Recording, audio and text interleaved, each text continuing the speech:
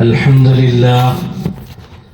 لله نحمده ونستعينه ونستغفره ونؤمن به ونتوكل عليه ونعوذ بالله من شرور أنفسنا ومن سيئات أعمالنا من يهده الله فلا مضل له ومن يضلله فلا هادي له ونشهد أن لا إله إلا الله وحده لا شريك له ونشهد أن سيدنا ونبينا ومولانا محمدا عبده ورسوله أما بعد فقد قال الله تبارك وتعالى في القرآن المجيد والفرقان الحميد فأعوذ بالله من الشيطان الرجيم بسم الله الرحمن الرحيم يا أيها الذين آمنوا هل أدلكم على تجارة تنجيكم من عذاب أليم تؤمنون بالله ورسوله وتجاهدون في سبيل الله بأموالكم وأنفسكم ذلكم خير لكم إن كنتم تعلمون يغفر لكم ذنوبكم ويدخلكم جنات تجري من تحتها الأنهار ومساكن طيبة في جنات عدن ذلك الفوز العظيم صدق الله العظيم وقال النبي صلى الله عليه وسلم المسلم من سلم المسلمون من لسانه ويده أو كما قال عليه الصلاة والتسليم اللهم صل على سيدنا وشفيعنا ومولانا محمد وعلى آل سيدنا وشفيعنا ومولانا محمد وبارك وسلم اللهم صل على سيدنا وشفيعنا ومولانا محمد وعلى آل سيدنا وشفيعنا ومولانا محمد وبارك وسلم اللهم صل على سيدنا وشفيعنا ومولانا محمد وعلى آل سيدنا وشفيعنا ومولانا محمد وبارك وسلم بزرگان محترم، عزیزان ملت، اللہ جل جلالہ وعلا والہ انسان کو پیدا فرما کر اس کے لیے اس کا مقصد بھی بتایا۔ دنیا میں کوئی چیز ایسی نہیں ہے جو بے مقصد ہو، ہر چیز کا کوئی نہ کوئی مقصد۔ سورہ مومنون کی آیت ہے جس میں اللہ فرماتے ہیں افحسبتم انما خلقناکم عبثا وانکم الینا لا ترجعون، کیا انسان نے یہ گمان رکھا ہے، یہ خیال اپنے اندر لایا ہے کہ اس کو یوں ہی بیکار پیدا کیا، اس کا کوئی مقصد نہیں؟ ہر چیز کا مقصد۔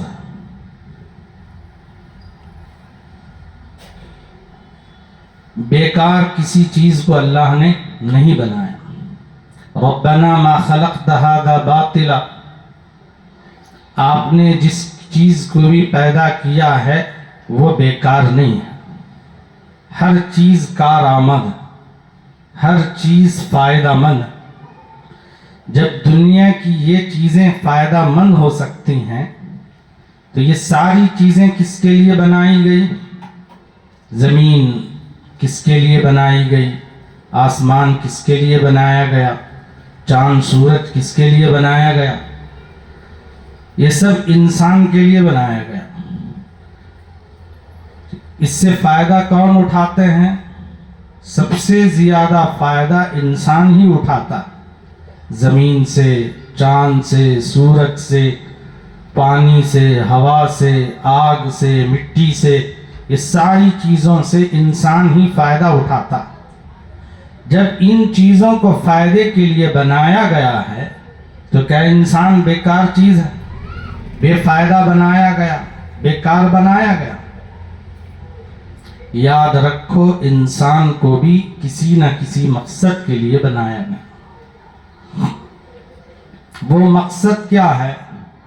اسی مقصد کو بتانے کے لیے اللہ رب العزت نے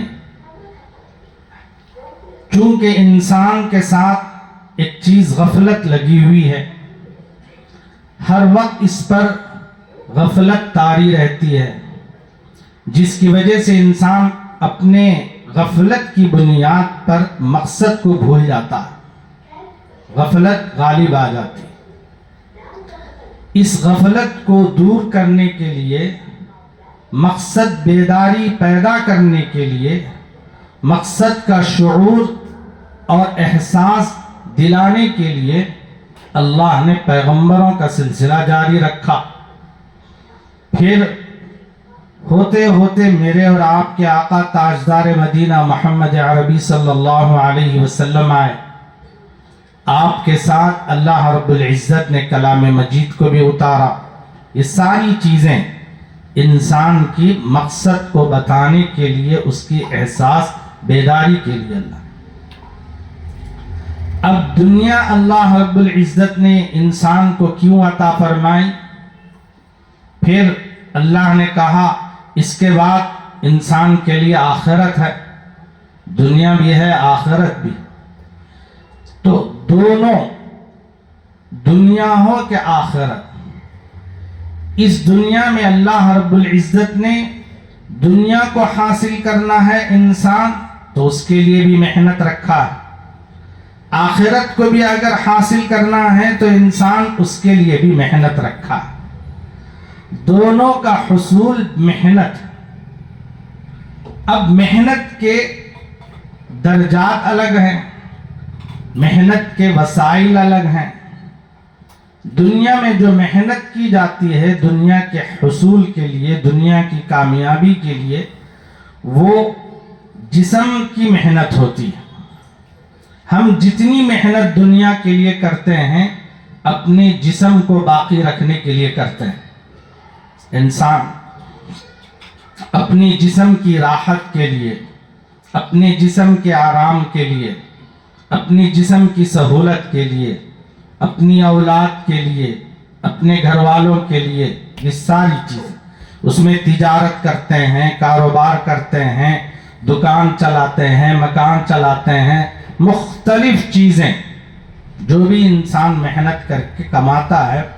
اور کیوں کماتا ہے؟ تاکہ اس سے آرام ملے، سکون ملے، دنیا میں سکون کی زندگی گزارے، آرام کی زندگی گزارے۔ کبھی کبھی اس سکون کو حاصل کرنے کے لیے، محنت کرنے کے لیے وطن کو بھی چھوڑنا پڑتا ہے، گھر کو چھوڑنا پڑتا ہے، شہر کو چھوڑنا پڑتا ہے، ملک کو چھوڑنا پڑتا ہے۔ بہت سے لوگ ملک کو چھوڑ کر چلے جاتے ہیں تاکہ ہمارے والدین سکون میں رہے، ہمارے بہن بھائی سکون میں رہے، ہماری اولاد سکون میں رہے، اس کی محنت ہوتی۔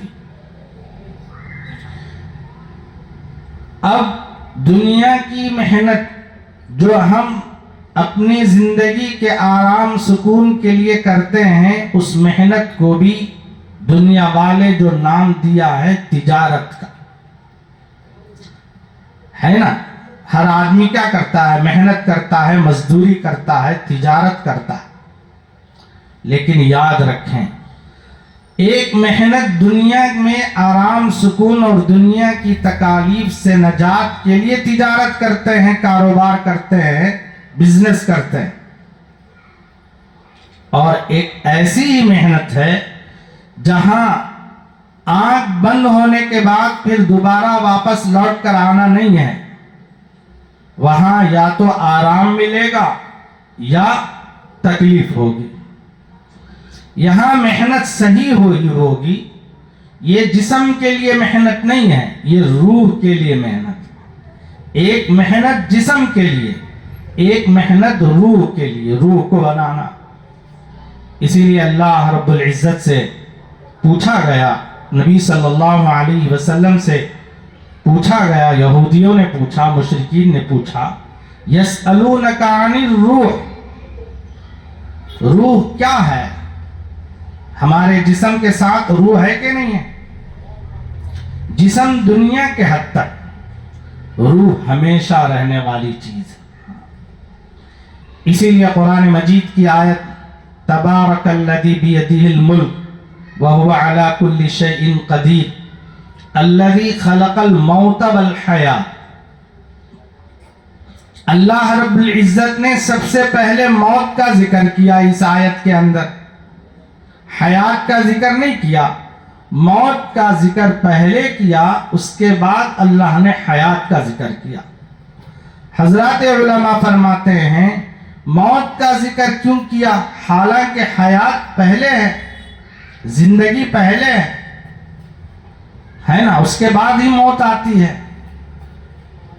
ایسے کہنا چاہیے تھا کہ الذی خلق الحیات والموت، ایسے کہنا چاہیے تھا، لیکن اللہ نے کہا الذی خلق الموت والحیات. انسان پہلے کچھ بھی نہیں تھا، موت کے دائرے میں تھا. عدم کہتے ہیں جس کو، اس کا وجود ہی نہیں تھا، اس کا وجود ہی نہیں تھا. ہم وجود میں تھے، ہمیں معلوم تھا کہ میں کتنے سال کے بعد آنے والا ہوں.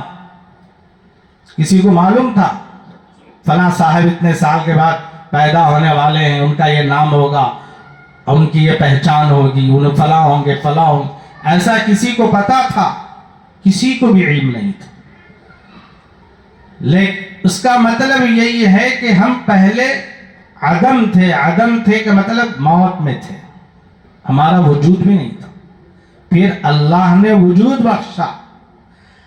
اب وجود بخشنے کے بعد خلق الموت والحیات کہنے کے بعد پھر موت کہنا تھا اللہ تعالیٰ، اس لیے کہ پھر زندگی کے بعد موت آنے والی ہے کہ نہیں؟ سمجھ میں آ رہی بات؟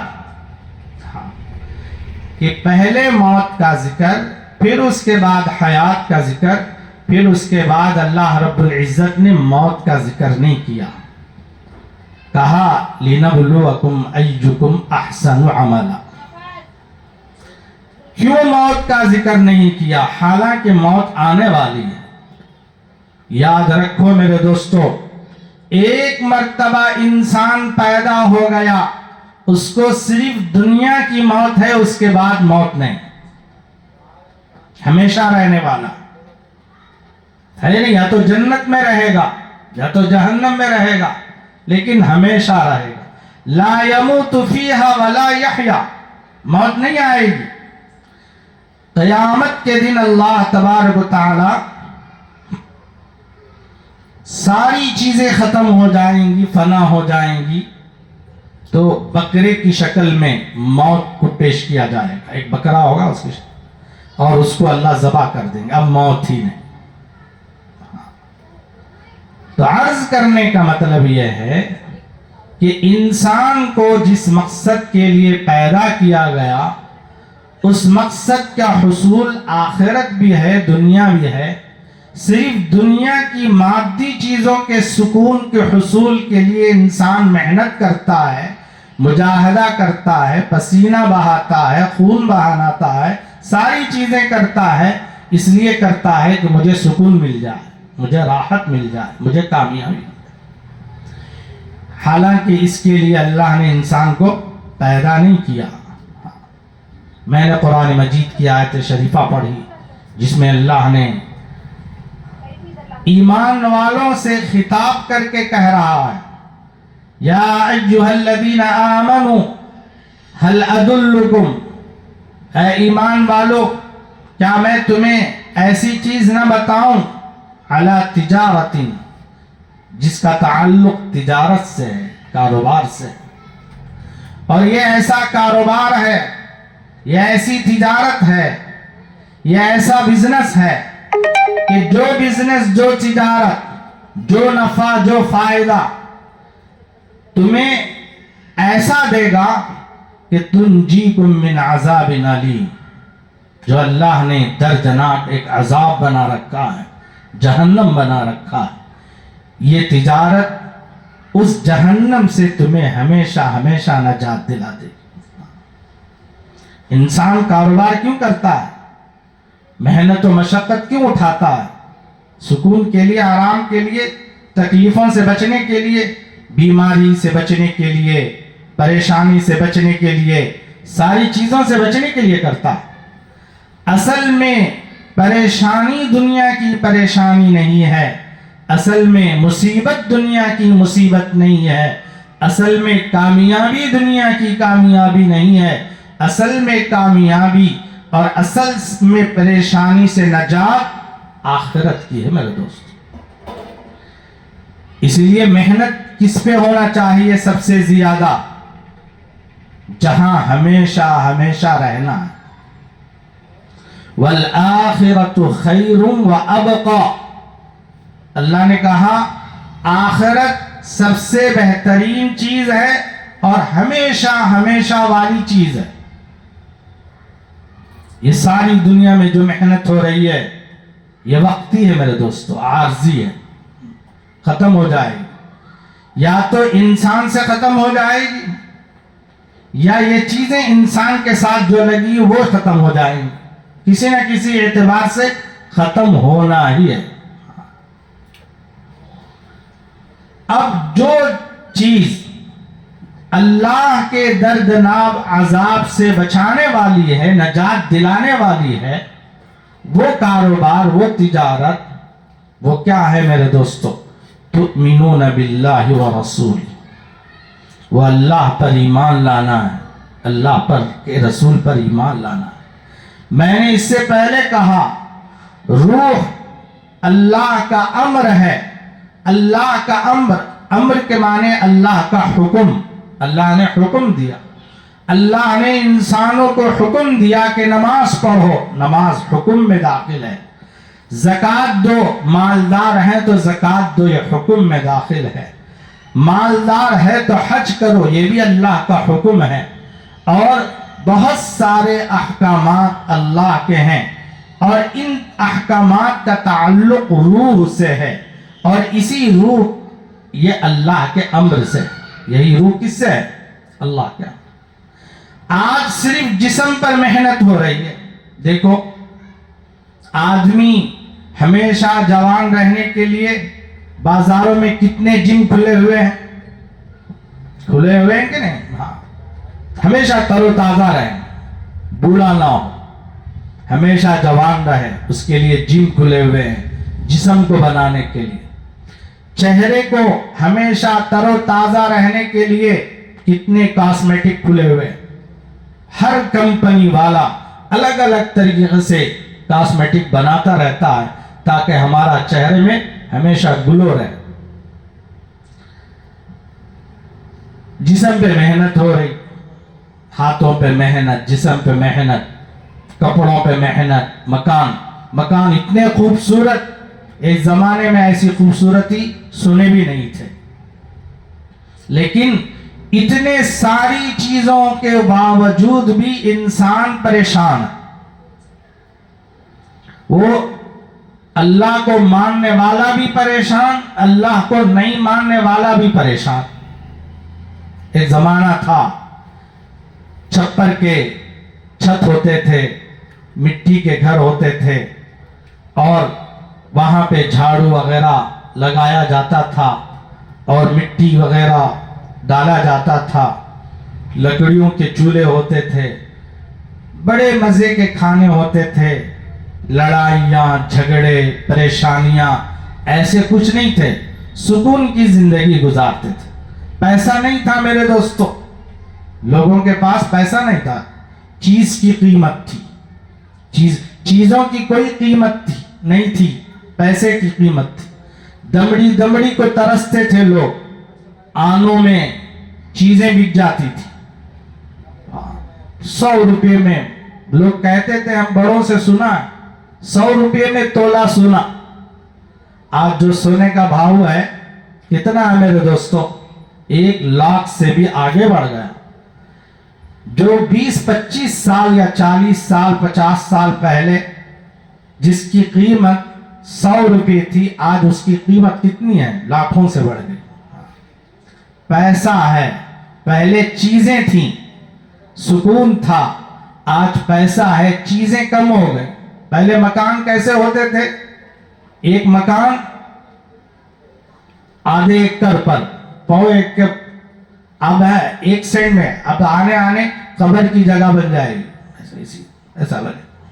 ایک آدمی نیچے لیٹے گا، ایک آدمی اوپر، پھر ایک آدمی نیچے، پھر ایک آدمی اوپر۔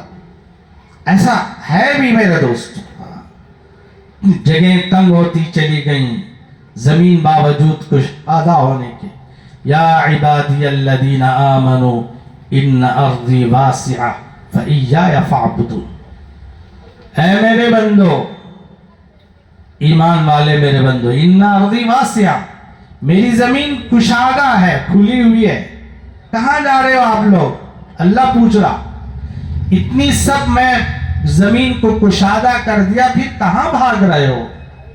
فاعبدون، میری بندگی کر لو، سب آسان ہو جائے. کل نفس ذائقۃ الموت، ہر ایک کو موت کا مزہ چکھنا ہے. کوئی اس مزے سے آدمی چھٹکارا نہیں پائے گا. دنیا کی مزے آج ہم چکھ رہے ہیں، کبھی شہد کا مزہ، کبھی فلاں مزہ، کبھی فلاں مزہ. آج تو ہوٹلوں میں ایسے ایسے قسم کے مزوں کے کھانے مل رہے ہیں جو کبھی زندگی میں نہیں سنے تھے. آج اس قسم کے لذات کی چیزیں ہیں. ان سارے مزے چکھنے کے بعد ایک مزہ اور بھی آئے گا جس کا نام ہے موت. کل نفس ذائقۃ الموت ثم الینا ترجعون. پھر ہماری ہی طرف سب کو لوٹ کر آنا ہے. اللہ جھنجھوڑ کر کہہ رہا ہے میرے بندو، اللہ تبارک و تعالی.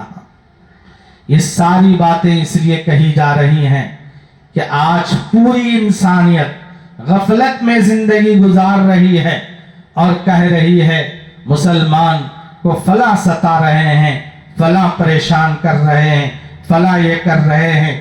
شکوہ میرے دوستو ہمارا نہیں ہے. اگر ہم صحیح رہتے، اللہ کے حکم کو پورا کیے ہوتے، نمازوں کے پابند ہوتے، زکوٰۃ کے پابند ہوتے، حج کے پابند ہوتے، والدین کی اطاعت کے پابند ہوتے، محبتیں ہوتی، الفتیں ہوتی، اور آپس میں ایمانداری ہوتی، دیانتداری ہوتی، اور میرے دوستو آپس میں ایک دوسرے کے ساتھ اچھا سلوک ہوتا، اچھا برتاؤ ہوتا، اچھی چیزیں ہوتی، تو یہ ساری چیزوں سے کبھی مسلمان کو وابستہ ہونا نہیں پڑتا. کبھی ہمارے مکانوں پر حملہ، کبھی ہمارے جانوں پر حملہ، کبھی ہمارے فلاں چیزوں پر حملہ. کیوں ہمارے ساتھ اللہ کی مدد اٹھا لی گئی؟ اس لیے کہ جس چیز پر ہمیں محنت کرنا تھا اس محنت کو ہم بھول گئے. محنت جسم پر محنت کرنے لگے، ظاہری چیزوں پر حاصل کرنے کے لیے محنت ہونے لگی. محنت اصل میں روح کے لیے ہونا چاہیے تھا. اب یہ ساری کمپنیاں جو اپنے چہرے کو صحیح کرنے کے لیے تیار ہوئی ہیں، حدیث میں آتا ہے جو آدمی نماز کا پابند ہوتا ہے، قرآن کی تلاوت کرتا ہے، اللہ اس کے چہرے پر ایسا نور عطا فرماتے ہیں جو صلحہ کا نور ہوتا ہے. کہ ایسا نور اللہ رب العزت نماز کے پابند والے کو عطا فرماتے ہیں جس نور کو دیکھ کر آدمی میلوں دور سے خوف کھا جاتا ہے. مسلمان کی یہ شان تھی، گھبرا جاتے تھے میرے دوستو. آج ہماری آنکھوں میں آنکھیں ملائی جاتی ہیں، ہماری زبان سے زبان لڑایا جاتا ہے. ہمیں وہ ہم سے نہیں ڈرتے، ہم کو وہ ڈراتے ہیں. ایک زمانہ تھا مسلمان کا نام لیتے ہی ڈر کے بھاگتے تھے. حضرت عمر رضی اللہ عنہ جلیل القدر صحابی ہیں، آپ کا نام سنتے ہی شیطان بھی کانپتا تھا. آپ کے پاس کون سی طاقت تھی؟ آپ کے پاس کیا تھا؟ کون تھے آپ؟ آپ اللہ کے احکامات کے پابند تھے، آپ رسول اللہ کے پابند تھے، آپ قرآن مجید کے پابند تھے، آپ مسلمانوں کی ذمہ داریوں کو ادا کرنے کے آپ پابند تھے، جس کی وجہ سے رہتی دنیا تک نام ان کو لیتی ہے اور یاد کرتی ہے. یہ ہم بھی حاصل کر سکتے ہیں.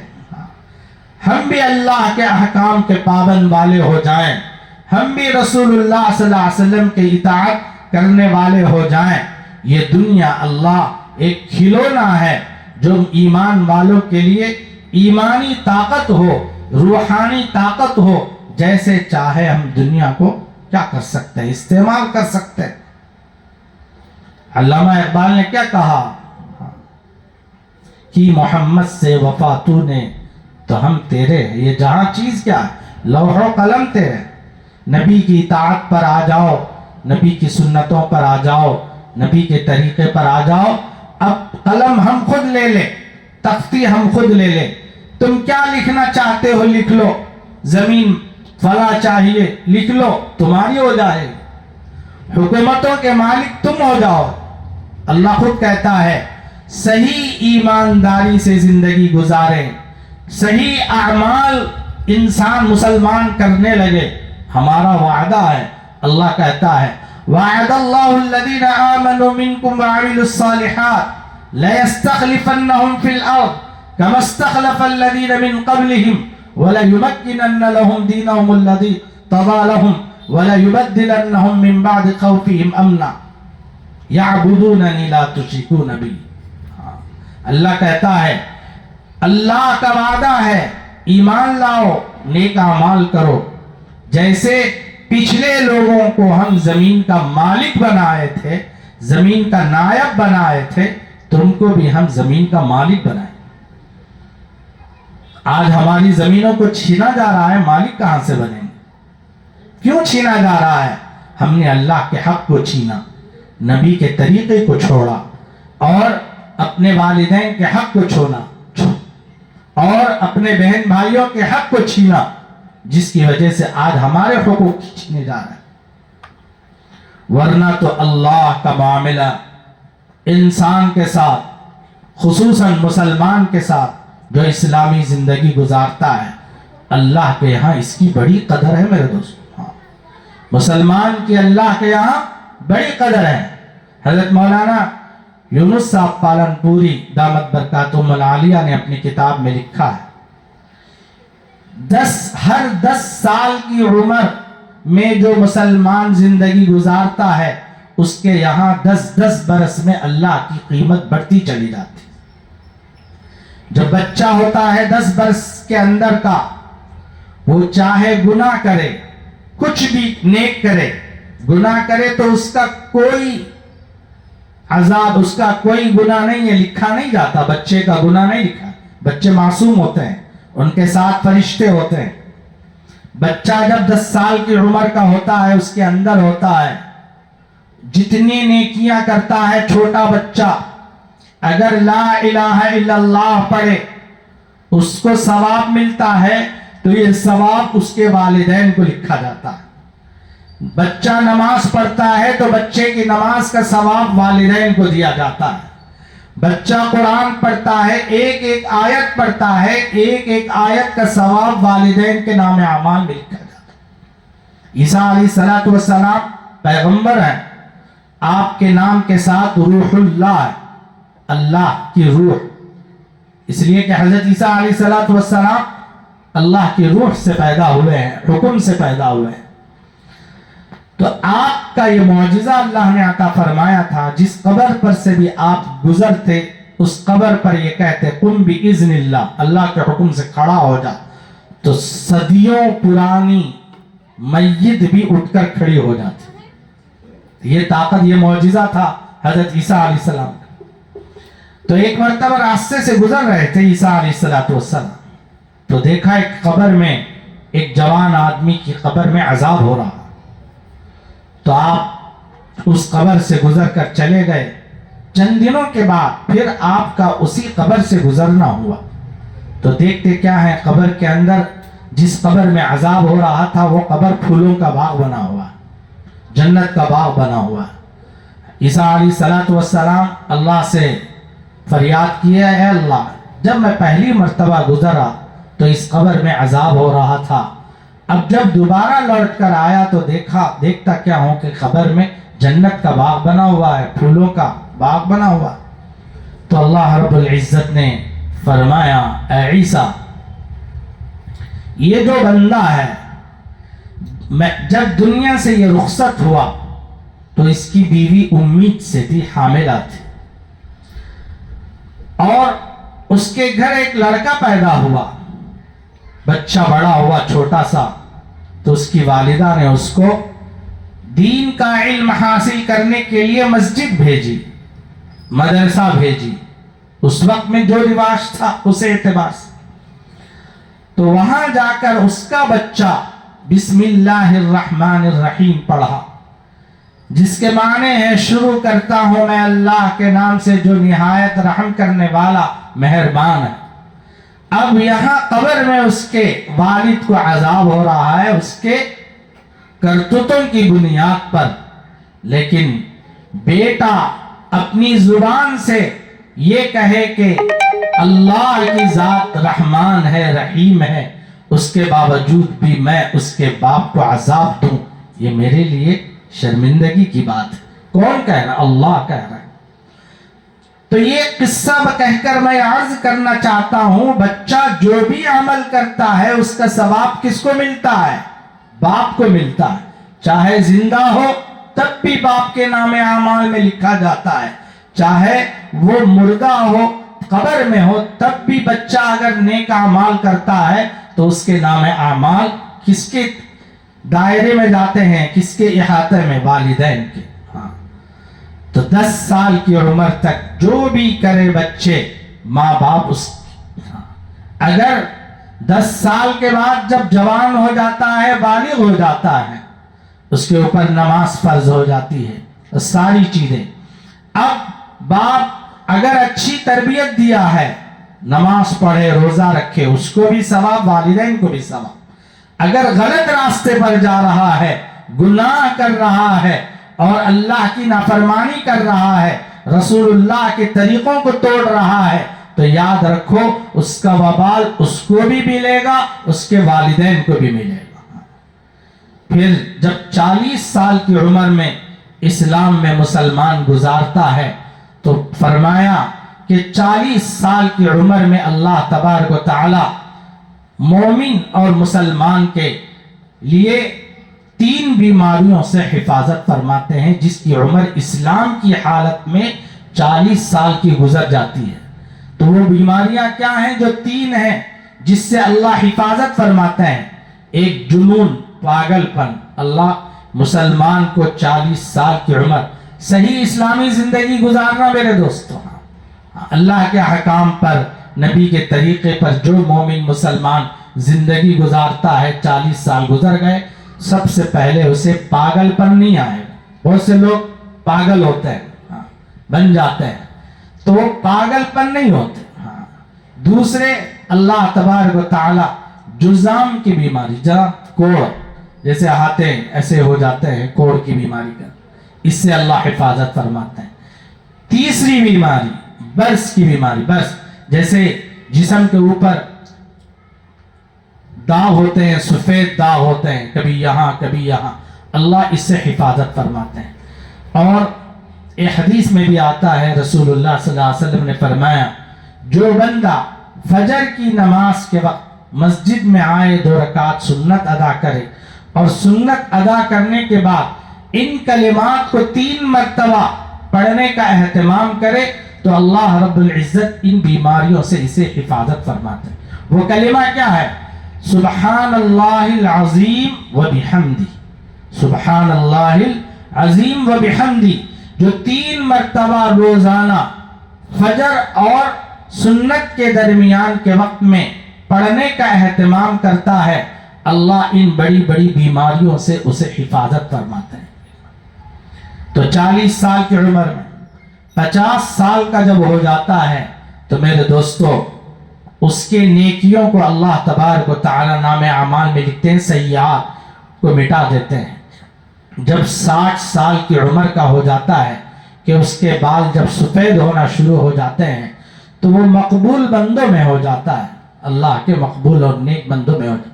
اسی لیے حدیث میں آتا ہے، رسول اللہ صلی اللہ علیہ وسلم نے فرمایا، جو آدمی اسلام میں جو بوڑھا ہوا ہے اس کی عظمت کرتا ہے، اس کا احترام کرتا ہے، تو گویا بوڑھے آدمی کا احترام کرنا اللہ کے احترام کرنے میں داخل ہے، اللہ کے عظمت کرنے میں داخل ہے۔ اسی طرح جو آدمی قرآن کا حافظ ہوتا ہے، 3 چیزیں ہیں جس کو احترام کرنا، عظمت کرنا، وہ اللہ کے احترام، اللہ کے عظمت میں داخل ہوتے ہیں۔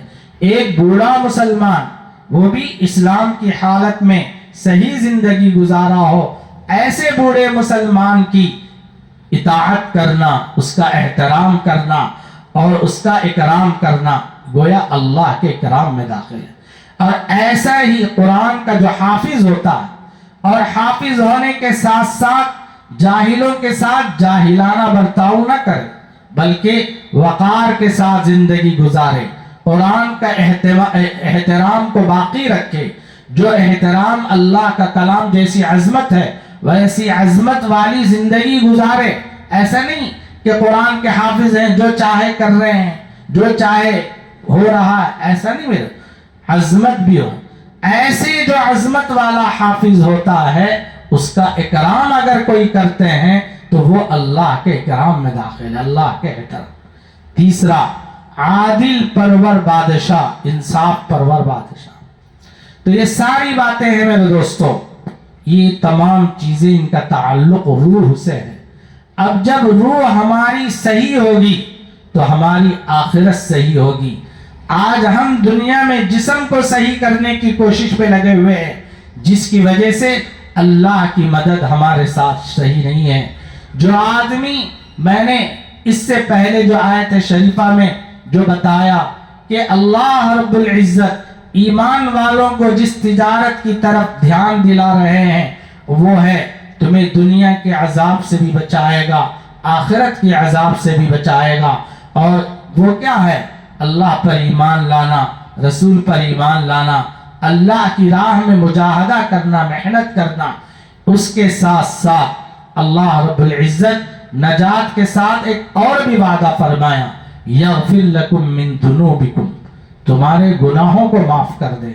یہ پھر اللہ فرماتے ہیں وَيُدْخِلْكُمْ جَنَّاتٍ تَجْرِي مِن تَحْتِهَا الْأَنْهَارُ، معافی نہیں کرتے گناہوں کو بلکہ اپنے فضل سے جنت میں داخل فرماتے ہیں، اور ایسی جنت جس کے نیچے نہریں جاری ہوتی ہیں، ایسے باغات اللہ عطا فرمائیں گے۔ وَمَسَاكِنَ طَيِّبَةً فِي جَنَّاتِ عَدْنٍ، آج ہم تجارت کر رہے ہیں، اپنا گھر سکون کا ہو، اپنا مکان سکون کا ہو، اپنی ساری چیزیں سکون کے ہوں، اس کے لیے ہم محنت کرتے ہیں۔ اگر ہم اس آیت کے تحت میں محنت کریں گے تو اللہ کہتا ہے تمہیں ایسا ٹھکانہ دیں گے، ایسا مکان دیں گے، طیبہ، جو پاکیزہ ہوگا، فی جنات عدن، جو جنات عدن میں ہوگا، ذالک الفوز العظیم۔ اس کے بعد اللہ کہتا ہے لوگوں، دنیا کی جتنی محنتیں کر کے تم کہہ رہے ہو مجھے مکان مل گیا تو میں کامیاب ہو گیا، گاڑی مل گئی تو کامیاب ہو گیا، اولاد مل گئی تو کامیاب ہو گیا، ہم اس چکر میں محنت کر رہے ہیں۔ یاد رکھو، نماز کی پابندی کرو، اللہ کے قرآن کی تلاوت کرو اور روزے زکوٰۃ کے پابند رہو۔ اللہ کہتا ہے یہی سب سے بڑی کامیابی ہے۔ اس کامیابی کے ساتھ زندگی گزارو گے تو اس میں اللہ کی مدد ہوگی، اور جب اللہ کی مدد شامل حال ہوگی اس کی دنیا بھی بنے گی، اس کی آخرت بھی بن جائے گی۔ اللہ تعالی ہمیں کہنے سننے سے زیادہ عمل کی توفیق نصیب فرمائے۔ آمین وآخر دعوانا ان الحمدللہ رب العالمین۔ جو حضرات سنت و نوافل سے فارغ ہوئے جلد سے جلد سنتیں ادا